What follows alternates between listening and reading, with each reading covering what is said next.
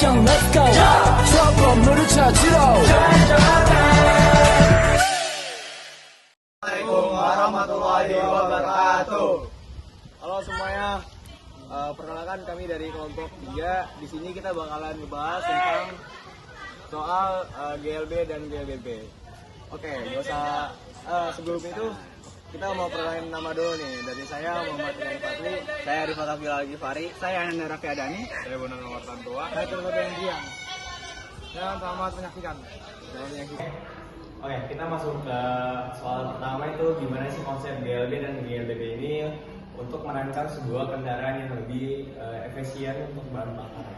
Oke, untuk kelompok kita menemukan satu teknologi itu yang bernama aerodinamis.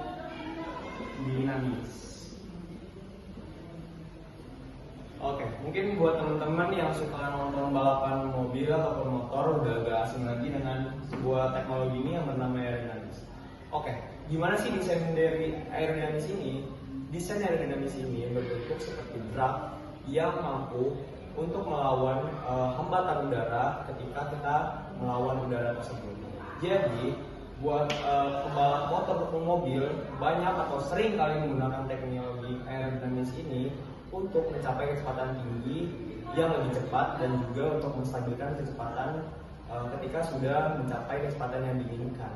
Nah, dengan teknologi aerodinamis ini bisa menghemat bahan bakar karena dengan teknologi aerodinamis bisa menahan kecepatan untuk tetap atau konstan sesuai dengan prinsip dari GLB dan GLBB. Untuk teknologi selanjutnya itu ada hybrid dan bakal dijelasin oleh teman saya. Oke, teknologi yang kedua ada yang namanya hybrid.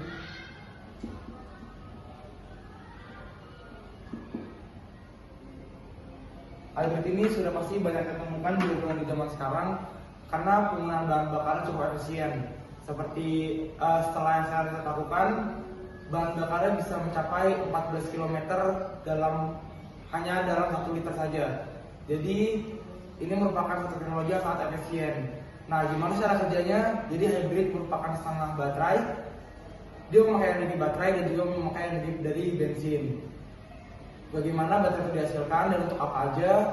Nah, pertama-tama kita akan bahas dulu gimana cara menghasilkan baterainya. Cara menghasilkan baterainya adalah dari perputaran roda yang terjadi, lalu dia mendistribusikan energinya ke dalam baterai.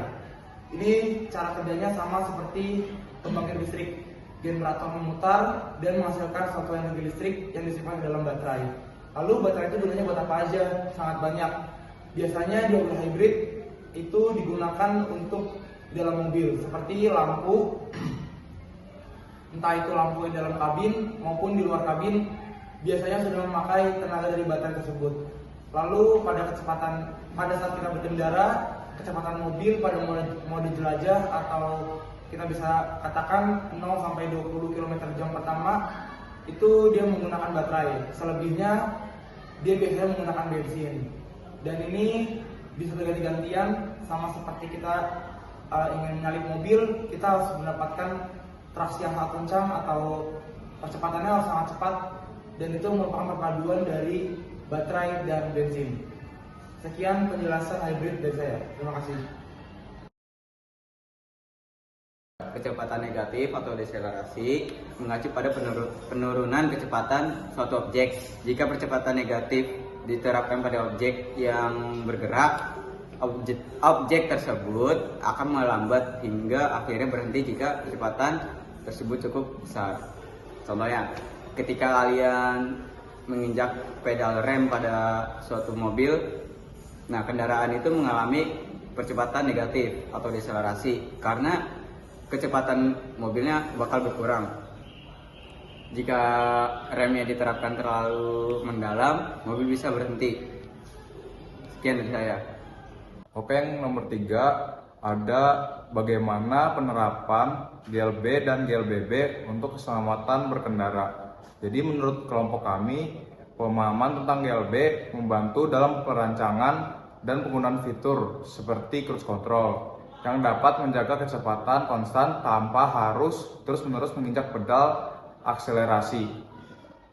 Ini membantu mengurangi kelelahan pengemudi dan mempertahankan kecepatan yang aman dan stabil.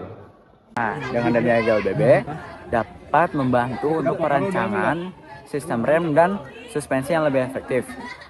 Kenapa sih GLBB itu penting? Karena dapat mengetahui perilaku atau kejadian saat kendaraan kita mengalami penurunan kecepatan yang mendadak.